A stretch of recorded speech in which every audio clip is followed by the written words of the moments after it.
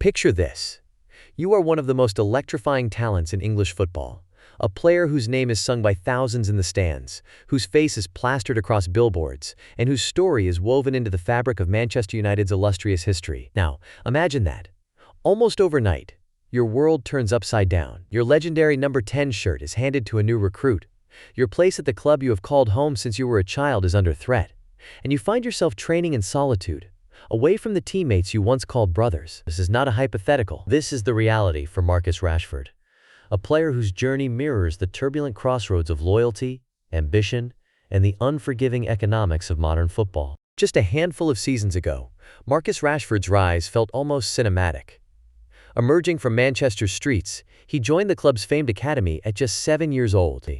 For years, he was held up as the embodiment of the Red Devils' tradition of homegrown excellence, a beacon of hope in a rapidly shifting football landscape, increasingly dominated by big-money transfers and foreign imports. When Marcus burst onto the first-team scene, scoring twice on his debut against Michy Browland in the Europa League, it seemed as though a new era was dawning. The headlines the next day called him the Boy Wonder. Teenage fans imitated his celebrations on playgrounds. Pundits predicted he would wear the armband as captain one day. His meteoric rise inspired comparisons to club legends like George Best and Ryan Giggs. Yet, as is so often the case in football, the narrative is never as simple as it first appears. Rashford's career has been a roller coaster of exhilarating highs and frustrating lows. His blistering pace, intelligent movement, and willingness to shoulder responsibility made him a darling of both fans and sponsors. But with every new manager, Jose Mourinho, Ole Gunnar Solskjaer, Ralf Rangnick, Erik ten Hag, and now Ruben Amorim, came fresh expectations, tactical tweaks, and a persistent sense of uncertainty. He was shifted from central striker to left wing, then to the right, and sometimes even deployed as a second striker or attacking midfielder. Each change brought both opportunity and risk, and over time, questions surfaced. What is Marcus Rashford's best position? How do you unlock his full potential? And is he a future Ballon d'Or contender? Or a player forever chasing the form of his breakthrough years? The turning point arrived with the appointment of Ruben Amorim. Known for his meticulous preparation, direct communication, and uncompromising standards, Amorim represented a new chapter in Manchester United's long quest to return to the pinnacle of English and European football. The Portuguese manager's arrival was heralded as a bold move, signaling the club's intention to embrace a fresh, dynamic philosophy. But few anticipated just how much turbulence this transition would generate. Almost immediately, reports began to surface of tension behind the scenes. Amorim's demanding approach, which had brought him success at Sporting CP, clashed with the established hierarchy in the dressing room. While some players thrived under his methods, others struggled to adapt. Rashford, long regarded as a leader both on and off the pitch, found himself at odds with the new regime. Insiders described heated debates over tactical roles, training intensity, and expectations for off-field conduct. According to one club source, Marcus has always been a strong personality. He wants to win, but he wants to do it his way. Ruben is equally stubborn. It was only a matter of time before something gave. The situation reached a head last season. After a string of inconsistent performances and what Amorim described as a lack of full commitment to the tactical plan, Rashford was dropped from the starting lineup. The manager's blunt assessment: Marcus had to leave because he could not embrace my approach, sent shockwaves through the footballing world. For the first time, Manchester United's prodigal son was no longer untouchable. The solution? A loan move to Aston Villa for the second half of the season, designed to reignite his competitive fire and remind him of the standards required at Old Trafford. But rather than restoring harmony, this decision only deepened the sense of crisis. During his spell at Villa, Rashford showed flashes of his former brilliance, but there were also signs of frustration and uncertainty. The media speculated about a permanent exit. Pundits debated whether Rashford's story was becoming a cautionary tale, a warning about the dangers of complacency, the limits of loyalty, and the unpredictable consequences of change at the highest level. As this summer unfolded, the drama reached new heights. The club, now under the stewardship of Sir Jim Ratcliffe and his Ineos consortium, embarked on what they called a smarter and more sustainable transfer strategy. In truth, the reality was shaped by tough financial constraints. Manchester United, once the richest club in England, now found themselves grappling with the Premier League's profit and sustainability rules. Every pound spent had to be balanced by income, and every player's wages scrutinized. Rashford's salary, reportedly well north of £300,000 per week, became a focal point. The board, eager to trim costs and bring in fresh faces, faced a difficult question.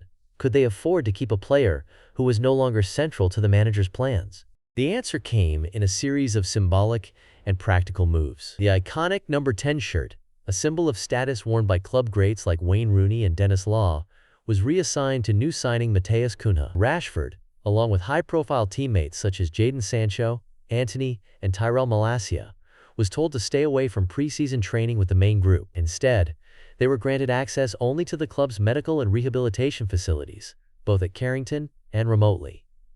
A gesture designed to avoid any breach of contract, but one that spoke volumes about their standing in the squad. The message was unambiguous: prepare for a transfer, or accept an uncertain, isolated future. Fans and pundits reacted with a mixture of shock, anger, and resignation. On social media, supporters debated whether this was the end of an era or the necessary ruthlessness required to rebuild. Former players weighed in, with some expressing sympathy for Rashford's predicament, while others sided with Amorim's quest for discipline and clarity. As one analyst from the Manchester Evening News put it, "If United want to buy, they must first sell." Rashford is the most likely candidate, not just because of his value, but because the relationship has broken down so completely. Meanwhile, the transfer rumor mill went into overdrive. Barcelona, long admirers of Rashford's directness and versatility, expressed tentative interest, though their own financial challenges, wage caps, transfer restrictions, and the legacy of recent overspending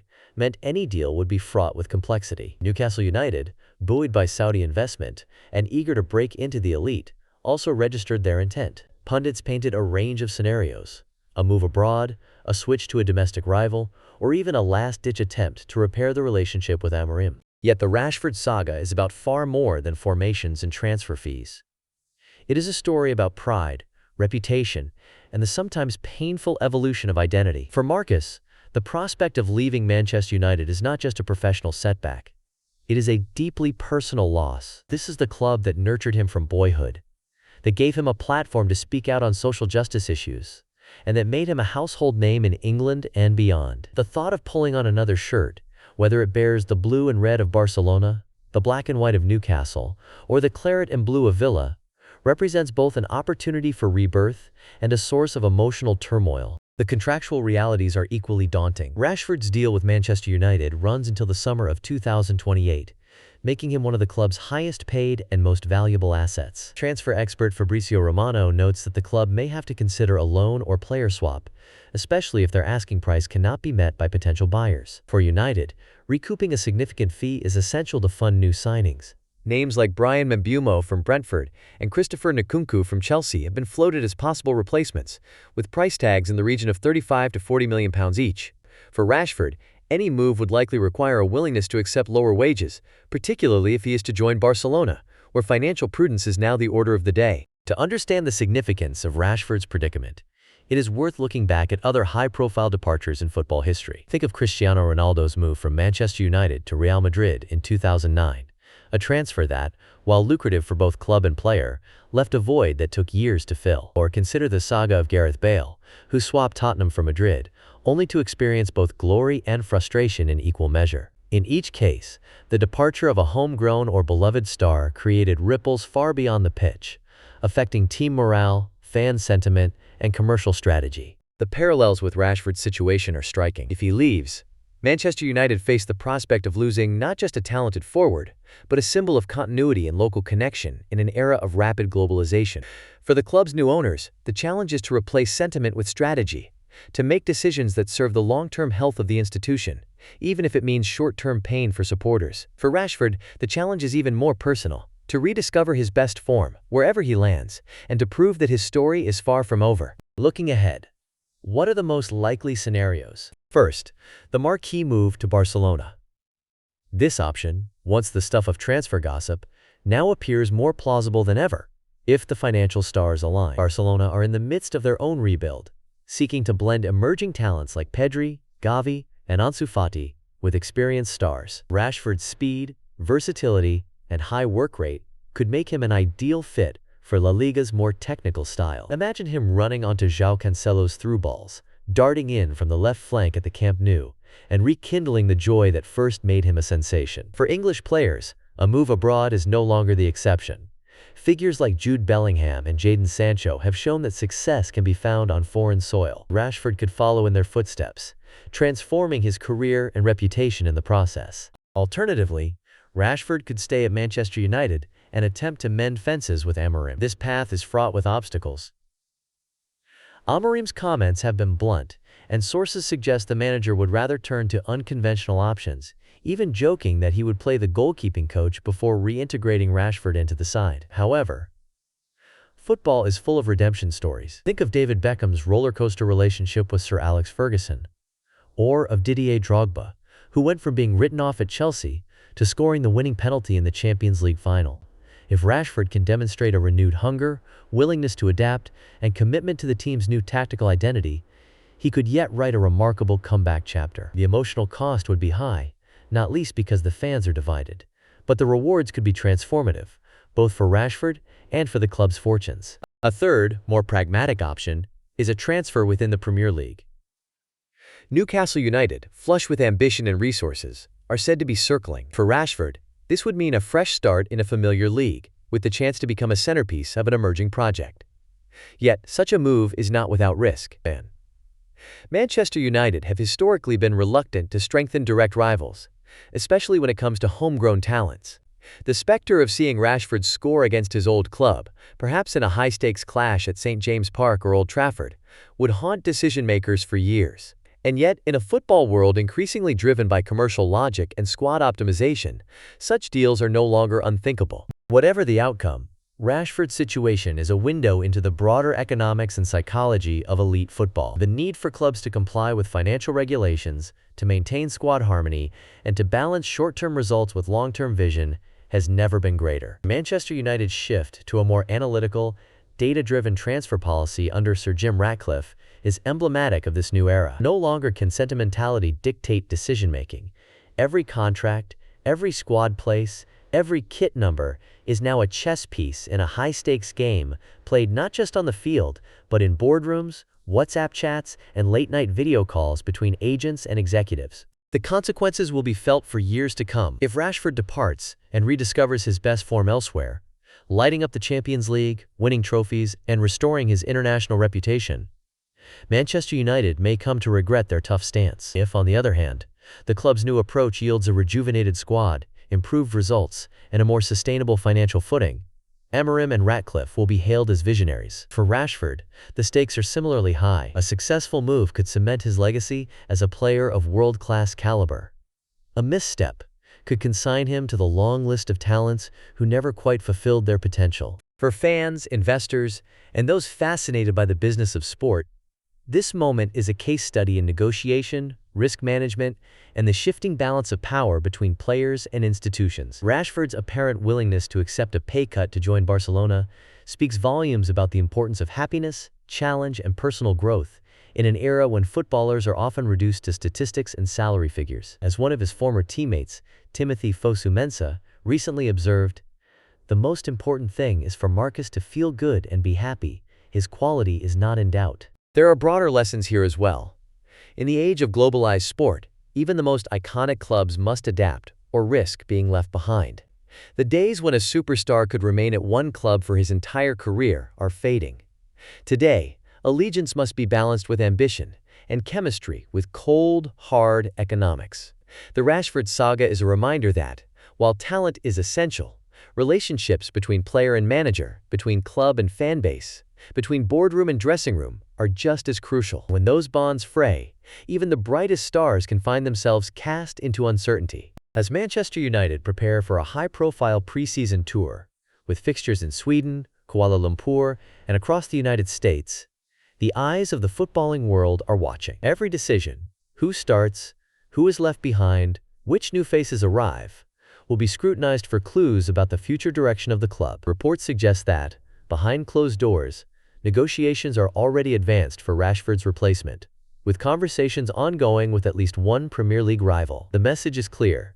The wheels of change are turning, and no player, however beloved, is bigger than the institution. So what does this all mean for you? The fan, the follower of football, the student of sport and business. It means that the Rashford saga is not just about one player's fate, but about the evolving nature of the game itself. It is about how institutions manage talent, how individuals navigate adversity, and how the pursuit of excellence can sometimes come at the cost of personal connection. For those interested in the practical lessons, consider this. Successful organizations, whether in football, tech, or any industry, must balance loyalty with innovation and sentiment with strategy. Rashford's story is a cautionary tale, but also a source of inspiration. If he can find the courage to adapt, to grow, and to seize new opportunities, there is every reason to believe that his best days are still ahead, whether in Manchester, Barcelona, Newcastle, or beyond. And for Manchester United, the lesson is equally clear. Culture and chemistry cannot be bought, and even the most valuable assets can become liabilities if relationships and vision are allowed to deteriorate. To wrap up, the answer to our central question is this. Marcus Rashford is more likely than ever to leave Manchester United this summer, with Barcelona emerging as the most realistic destination if a financial compromise can be reached. The club is already taking steps to move on, signaling a new era for both the Red Devils and their once favorite son. Yet, as with all great football dramas, the final act has yet to be written. If you found this deep dive illuminating, make sure to subscribe and hit the bell icon for more unparalleled insights into the world of football business and the technology shaping global sport. Share your thoughts below. Would you let Rashford go or fight to keep him at Old Trafford? What lessons do you draw from his journey? Thank you for joining us. See you in the next episode, where we break down the biggest